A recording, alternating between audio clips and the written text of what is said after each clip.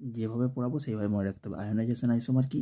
Ionisation isomer মানে যে এই যে এইটা দেখো, প্রথমে আমাদের এটা থার্ড ব্র্যাকেটের মধ্যে একটা টার্ম থাকে। থার্ড ব্র্যাকেটের টার্মটা কি বলা হচ্ছে? এটাকে বলা হচ্ছে কোঅর্ডিনেশন। কোঅর্ডিনেশন মলিকুলগুলো কী দিয়ে লিখি বলো? থার্ড ব্র্যাকেটের মাধ্যমে লিখে। তাহলে থার্ড ব্র্যাকেটের মাধ্যমে থাকে আমাদের ক্যাটায়ন। ক্যাটায়ন মানে কি স্যার? এই যে ফার্স্ট এই যে পার্টটা দেখবে, এই এতটার মধ্যে ক্যাটায়ন, থার্ড ব্র্যাকেটে। তারপরে থাকে অ্যানায়ন। প্রথমে লিখবো ক্যাটায়ন, তারপরে লিখবো অ্যাটায়ন। ঠিক আছে, এখানেও লিখবো ক্যাটায়ন, এখানে লিখবো অ্যানায়ন। আচ্ছা, আয়োনাইজেশন আইসোমারটা কি? দেখো, এখানে আমি কোবাল নিয়েছি। কোবালে আমি কি NH3 5টা নিয়েছি, বিআর একটা নিয়েছি। তাহলে কোঅর্ডিনেশন নাম্বার মানে কি? একটা যেমন সেন্ট্রাল মেটাল অ্যাটম, তার চারদিকে কতগুলো আমাদের গ্রুপ থাকতে পারে, সেরকম এখানে দেখো এটা সেন্ট্রাল মেটাল অ্যাটম। এই যে কোবাল মনে করো একটা সেন্ট্রাল মেটাল অ্যাটম, তার চারদিকে এরকম চারদিকে চারদিকে চারদিকে যদি করি, তাহলে দেখবে এটা 5টা, এখানে একটা 6টা গ্রুপ আছে, মানে কোঅর্ডিনেশন নাম্বার 6।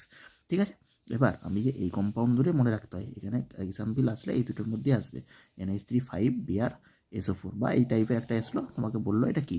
এই যে দেখতে পাচ্ছ যে বাইরের যে SO4টা থাকবে, এই দুটোর মলিকুলার ফর্মুলা কিন্তু সেম হবে। আয়োনাইজেশন আইসোমার কাকে বলে?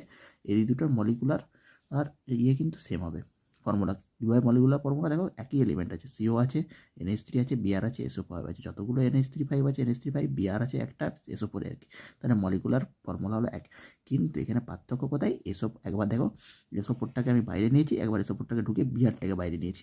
মানে স্যার কী করলেন? এখানে দেখো, একবার পজিটিভ আর নেগেটিভটা, এখানে SO4 2 নেগেটিভ একবার ছিল, আর এখানে হচ্ছে CONH3 5 বিআর 2 পজিটিভ একবার ছিল। ঠিক আছে, 2 পজিটিভ একবার ছিল। আবার এখানে যখন নেবো, আবার এইটা হচ্ছে 2 পজিটিভ, বিআরটা নেগেটিভ, মানে আয়নগুলো আলাদা আলাদা হয়েছে। এখানে SO4 আয়ন হচ্ছে, এখানে বিআর আয়ন হচ্ছে। এখানে SO4 আয়ন হচ্ছে, বিআর আয়ন হচ্ছে। এখানে SO4 আয়ন হচ্ছে, বিআর আয়ন হচ্ছে। তাহলে এরা কী হবে না? আয়োনাইজেশন আসবে। সেরকম NO2টা একবার বাইরে নিয়েছি, আবার NO2কে একবার ঢুকিয়ে নিয়েছি। তার মানে যদি আয়োনাইজেশনের সংজ্ঞা দিতে বলে, তাহলে এইভাবে বলে দিবে।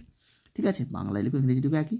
যদি এটা কি বলে যে কোঅর্ডিনেশন স্পেয়ারের মধ্যে যে সেম মলিকুলার ফর্মুলা, সেম আমাদের আণবিক গুরুত্ব সম্পন্ন মলিকুলগুলো, ও যদি আমাদের কোঅর্ডিনেশনের বাইরে যদি কোঅর্ডিনেশনের বাইরে অ্যানায়ন যে স্পিয়ারটা, সেটা যদি আলাদা আলাদা হয়, বা তাদের মধ্যে যদি এক্সচেঞ্জ হয়, তাদের মধ্যে যদি রূপ পরিবর্তন হয়, তাহলে সেইগুলোকে আমি কি বলবো না? Ionisation isomer. ঠিক আছে, এই এক্সাম্পলটাই চাই, মেন হচ্ছে আমাদের এক্সাম্পল চাই। এক্সাম্পল দিয়ে তুমি বুঝিয়ে দেবে জিনিসটা, একদম ফুল মার্কস।